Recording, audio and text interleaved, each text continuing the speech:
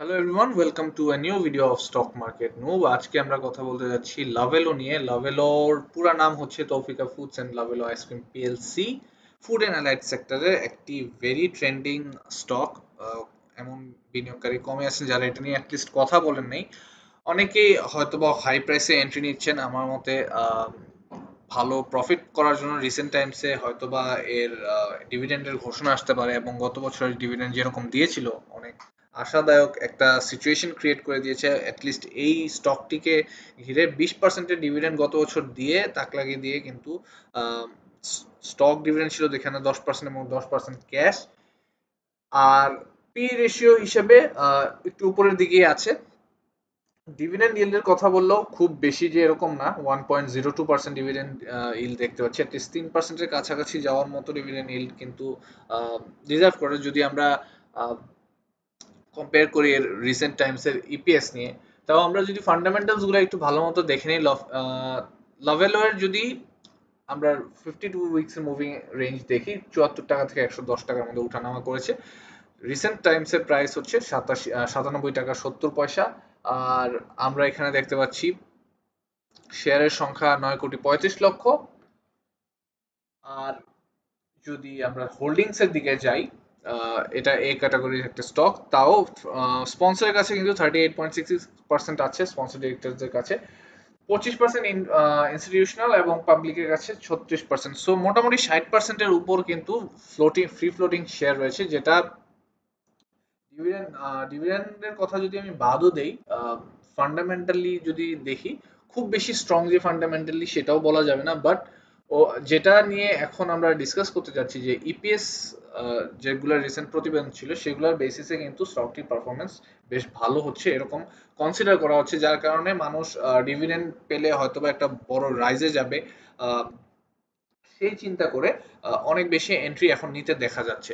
সেটাই আমরা একটু যদি ভালো মতো দেখি আরেকটা সাইড থেকে, লাভেলোয়ের আমরা যদি একটু প্রফিট অ্যান্ড লসের শীটটা দেখতে চাই, রেভিনিউ করেছে এই বছরের গত বছর 99 কোটি টাকার, এবং 2023 সালে ছিল 94 কোটি টাকার, যেটা কিনা একটা ভালো ইনক্রিজ ছিল 2023 সাল থেকে।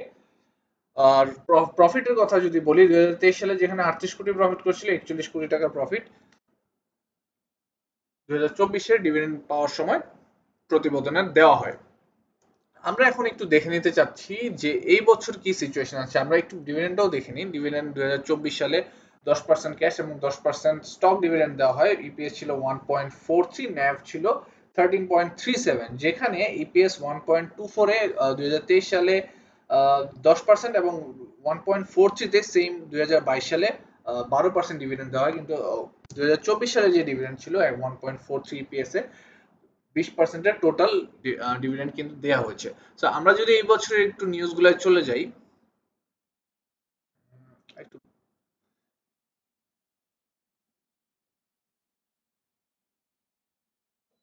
নিউজ ট্যাব থেকে দেখি।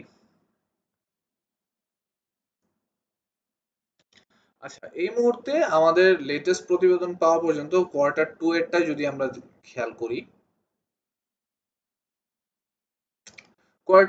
কোয়ার্টার টু এর যে অডিটেডটা, এটা ছিল 61 পয়সা ডিভিডেন্ড, যেটা গত বছরের তুলনায় মানে 2000 অক্টোবরের ডিসেম্বর 2023-এ যে কোয়ার্টার টু এর প্রতিবেদন সেটাতে ছিল 25 পয়সা। সো এটা একটা বড় ইনক্রিজ, কিন্তু কোয়ার্টার টু এর প্রায় ডাবলের থেকে বেশি ইপিএস কোয়ার্টার টু তে হয়। এবং টোটাল যদি আমরা 6 মাসেরটা বলি, যেটা কিনা জুলাই থেকে ডিসেম্বর 2024 পর্যন্ত ছিল 1 টাকা 52 পয়সা। আর এগেইনস্টে জুলাই 2023-এ জুলাই থেকে ডিসেম্বর পর্যন্ত ছিল 57 পয়সা, যেটাও একটা বড় ইনক্রিজ। 1 টাকা 52 পয়সা, আর এর এগেইনস্ট যেটা 57 পয়সার ইপিএস ছিল, সেটা থেকে কিন্তু প্রায় 3 গুণের কাছাকাছি আমরা টোটাল দুই কোয়ার্টার মিলে ইপিএস দেখতে পাচ্ছি। আমরা যদি আরেকটু ভালোভাবে খেয়াল করি যে এই নিউজটার আগে যখন আমরা ডিভিডেন্ডের ঘোষণাটা এসেছিল, সেই সেই দিকটায় যদি একটু যাই,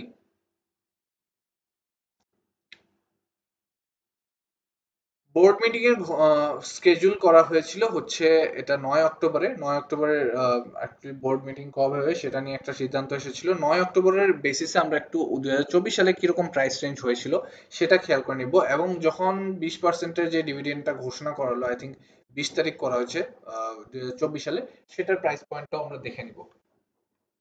তো আমরা যদি টেকনিক্যাল অ্যানালাইসিসের দিক দিয়ে দেখতে চাই তাহলে একটু চার্টে চলে যাচ্ছি। 2024 সালের মোটামুটি 9 অক্টোবর থেকে আমরা খেয়াল করব প্রাইসিং। 9 অক্টোবর যখন এটা নিউজ আসে, প্রাইসিং ছিল 84 টাকার আশেপাশে। সেখান থেকে 9 অক্টোবর পর্যন্ত, সরি 20 অক্টোবর পর্যন্ত যখন হচ্ছে ডিভিডেন্ডের ঘোষণা আসে, তখন কিন্তু প্রাইস ছিল 102 টাকায়। তো এখানে একটা আমরা বড় রাইজ দেখেছি। তার পাশাপাশি যেহেতু অনেকগুলা ওই টাইমে অনেকগুলা স্টকের মধ্যে আমরা ফল দেখেছি, সে সেম ভাবে এখানেও কিন্তু একটা ভালো ফল হয় এবং ফল করে কিন্তু 83 টাকা পর্যন্ত এর প্রাইস পয়েন্ট এসে পড়ে। এরপরে 83 থেকে আহ 95 পর্যন্ত প্রায়ই আসতে দেখা গিয়েছে। এর মধ্যে 1 2 3টি টপ দেখা যাচ্ছে 95 টাকার রেঞ্জে গত বছরের অক্টোবর থেকে ডিসেম্বরের এই রেঞ্জটা কেন বেশি ইম্পর্টেন্ট, কারণ হচ্ছে ডিভিডেন্ড ঘোষণার পরের যেই সময়টা, ওই সময়টাতে কিন্তু বেশ ভালো একটা নাড়াচাড়া দেওয়া হচ্ছিল এই স্টকটাতে। আমরা যদি এই বছরে একটা ভালো পয়েন্ট নিয়ে কথা বলি, সেটা হচ্ছে মালিক পক্ষের অনেকগুলা স্টক কিন্তু এখন হোল্ড অবস্থায় আছে। কারণ হচ্ছে রিসেন্টলি চিঠি এসেছিল I think Bangladesh security and exchange commission থেকে। 3টি বিও অ্যাকাউন্ট মালিক পক্ষের সিজ করা হয়, যেখানে শেয়ার এই মুহূর্তে বেচা কেনা না, আই থিঙ্ক বেচা যাচ্ছে না, কিনতে পারবেন। তো এই যে একটা সিজ আছে সেটা কিন্তু মোটামুটি ডিসেম্বরের শেষ পর্যন্ত আছে, যার কারণে অনেক পরিমাণ শেয়ার ওইখানে আটকে আছে।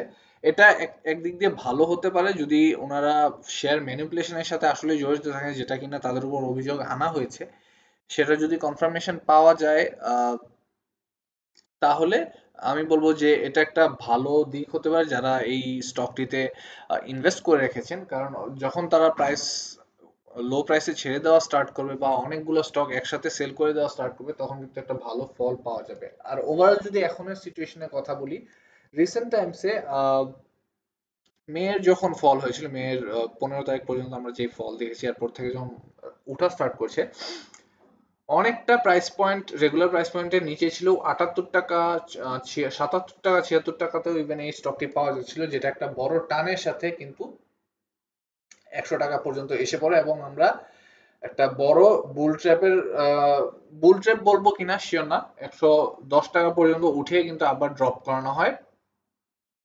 90 টাকা পর্যন্ত। এরপর থেকে প্রাইস পয়েন্ট মোটামুটি 97, 90 থেকে 97 এর মধ্যে অনেক ঘোরাঘুরি করতে দেখা গিয়েছে। অনেকেই এই লেভেলে এন্ট্রি নিয়েছেন এক্সপেক্টিং যে এখান থেকে হয়তোবা আরো বাড়বে। এখন এই স্টকটা অল টাইম হাই কিন্তু 110 টাকা। আমি বলছি না যে আম, হওয়া উচিত কিনা, আমরা প্রাইস পি রেশিওর কথাও যদি ধরি, পি রেশিওতেও কিন্তু অনেক উপরে অবস্থান করছে, এবং প্রাইস অনেকেই বলবে এটা এখন অনেক ওভার প্রাইসড অবস্থায় আছে, কিন্তু বর্তমান ইপিএস বিবেচনায় এবং হয়তোবা ভবিষ্যতে একটা ভালো ডিভিডেন্ড যদি এই স্টক থেকে এক্সপেক্ট করা যায়, তখন কিন্তু শেয়ারের ভ্যালুয়েশন এমনি একটু বেড়ে যায়। সেই হিসাবে আমরা যদি একটা ভালো বা চমৎকার কোনো ডিভিডেন্ড দেখতে পাই, তাহলে কিন্তু আমরা এই যে একটা হাই ক্রিয়েট করে আছে 109 টাকার ক্ষেত্রে, 109 টাকা থেকে আমরা এদিকে একটা আরো একটা 33%-এর সাইকেল দেখতে পারি, যেটা কিনা এর প্রাইস পয়েন্টকে কিন্তু মোটামুটি 140 টাকা পর্যন্ত নিয়ে যেতে পারে বলে আমি ধারণা করছি, যদি এটার মধ্যে আমরা একটা বড় সড়ো ব্রেকআউট দেখতে পাই। আর আমরা যদি কালেকশনের কথা বলি, এই স্টকটাতে কিন্তু অনেক বেশি আমরা কালেকশন বিভিন্ন সময় দেখেছি। এই টাইমটাতে একটা ভালো কালেকশন জোন ছিল এই রিসেন্ট টাইমসে, সেপ্টেম্বরের দিকে। তো সেপ্টেম্বরের শুরুর দিকে তখনও কিন্তু একটা ভালো কালেকশন হয়েছে, এবং প্রায় স্টকটি একটি ভালো টান দিয়ে আবার কিন্তু এই জোনটাতে ফেরত আসে। 91 টাকার দিকে একটা ভালো সাপোর্ট আছে। এর নিচে আরো শক্ত সাপোর্টের কথা যদি বলি, 87 টাকায় এই স্টকটার জন্য খুবই স্ট্রং একটা সাপোর্ট জোন। বর্তমানে উঠানামা করছে 95 থেকে 100-র, ঘরে আমরা রিসেন্টলিও 100-র উপরে প্রায় 109 পর্যন্ত টাচ করে আসতে দেখেছি। তার পাশাপাশি প্রায় সময় হয়তোবা এই 95 টাকার আশেপাশে ঘোরাঘুরি করতে দেখা গেছে, বাট এর প্রকৃত সাপোর্ট লেভেল কিন্তু 91 টাকায়। সো 91 টাকায় আমি মনে করি একটা ডিসেন্ট এন্ট্রি জোন হতে পারে। আমি বলছি না যে এটার বেস্ট এন্ট্রি জোন এটা 91 টাকা, আমি বলবো এর বেস্ট এন্ট্রি জোন হবে 27 টাকা। 87 টাকা বা 86 টাকায় যারা এন্ট্রি নিতে পারছেন তারা আশা করি খুব ভালো একটা পজিশনে আছেন। আমি আহ, নিজেও এই স্টকটি একসময় 79 টাকায় কিনে কিন্তু 95 টাকা পর্যন্ত এসে সেল করে দিয়েছিলাম, কিন্তু আবার রি এন্ট্রি নেওয়া হয়েছে। আমি বলছিলাম আপনার এন্ট্রি নিন, বাট অবশ্যই এখানে অনেক ঝুঁকির ফ্যাক্টর আছে। কারণ যেহেতু একটা ডিভিডেন্ড ভালো হওয়ার আশা দেখে প্রাইস প্রাইস অ্যাকশন করানো হচ্ছে এবং অনেক বেশি কালেকশন করানো হচ্ছে বিনিয়োগকারীদের মধ্যে, সেই হিসাবে যদি রিটার্নটা আমরা না পাই, আমরা যদি ভালো একটা ডিভিডেন্ড না দেখতে পাই, তখন কিন্তু প্রাইস অনেক বাজেভাবে ফলো করতে পারে। এবং যদি এক্সপেক্টেড যে ডিভিডেন্ড আছে, যেরকম ইপিএস আমরা এক্সপেক্ট করছি লাস্টের 2 কোয়ার্টারে, ওই হিসাব মতো যদি না আসে তো 87 টাকার নিচেও পড়ে যেতে পারে, কারণ এখানে একটা ট্রাস্টের ব্রেক হতে পারে। ওভারঅল মুভিং অ্যাভারেজের কথা যদি বলি, মুভিং অ্যাভারেজের আমরা দেখেছিলাম যে টেকনিক্যালি যদি আমরা দেখি, মুভিং অ্যাভারেজ 20 ডেজ বলুন, 50 ডেজ বলুন, 200 ডেজ বলুন, বুলিশ অবস্থায় আছে। এবং কি লেভেলের যে ইএমআই গুলা, ইএমআই ইন্ডিকেটর গুলা, এগুলা কিন্তু আপনাকে একটা ভালো সিগন্যাল দিচ্ছে। সো ফার সবকিছু বুলিশ অবস্থায় আছে। আহ, আমরা জাস্ট অপেক্ষা করছি যদি একটা ভালো ডিভিডেন্ড আসে, হয়তোবা এখানে 109 টাকা পর্যন্ত যেই একটা বেরিয়ে আমরা দেখেছি, এখানে যদি একটা ভালো ভলিউম আবারও আমরা কালেকশনের দেখি, এবং যতটুকু জানি যে এখনো কালেকশনে আছে, মানুষ মানুষ 100 টাকার উপরেও কালেক্ট করছে, অনেক অনেক বড় পরিমাণে কালেক্ট করছে। তো সেই ফান্ডগুলো তো অ্যাকচুয়ালি কোথাও না কোথাও যাচ্ছে। আর হোপফুলি যেরকম আমরা এমএসিডি ইন্ডিকেটরে দেখতে পাচ্ছি যে 12 ডেজের আর 26 ডেজের মুভিং অ্যাভারেজের কথা যদি হিসাব করি, নীল যেই লাইনটি আছে এটা কিন্তু উপরের দিকে টার্ন নিয়েছে, এবং যদি সামনে অরেঞ্জ লাইনকে ক্রস করে যায় তাহলে কিন্তু আমরা একটা বাই সিগন্যালও পেতে পারি। সো ওভারঅল 95 টাকা একটা সফট সাপোর্ট জোন হিসেবে কাজ করছে। এখানে এন্ট্রি নেওয়াটা হয়তোবা রিস্কি হতে পারে, বাট 91 টাকা আপনাদের জন্য বেস্ট চয়েস। 87 টাকা পর্যন্ত এর মধ্যে যাবে কিনা সেটা বলাটা খুব ডিফিকাল্ট, বাট যারা উপরে কিনছেন অ্যাটলিস্ট 95 টাকা, 97, ইভেন 100 টাকার কাছাকাছি কিনছেন, অবশ্যই এই ব্যাপারে একটু সাবধান থাকুন যে এক্সপেক্টেড রেজাল্ট যদি এটা থেকে না পাওয়া যায়, তখন কিন্তু এখানে একটা বড় ফল আসতে পারে। অ্যান্ড ফল আসলে হয়তোবা রিকভারি দিয়ে দেবে, কিন্তু অনেক দিনের জন্য টাকা আটকে যাওয়ারও একটা চান্স থাকে। তো যারা লাভেলোর স্টকটিতে ইনভেস্ট করছেন, অবশ্যই একটা ডিভিডেন্ডের টার্গেট ধরে বা একটা শর্ট টার্মের জন্য ভালো গেইনের জন্য একটা ভালো স্টক হতে পারে, তবে বুঝে শুনে বিনিয়োগ করবেন।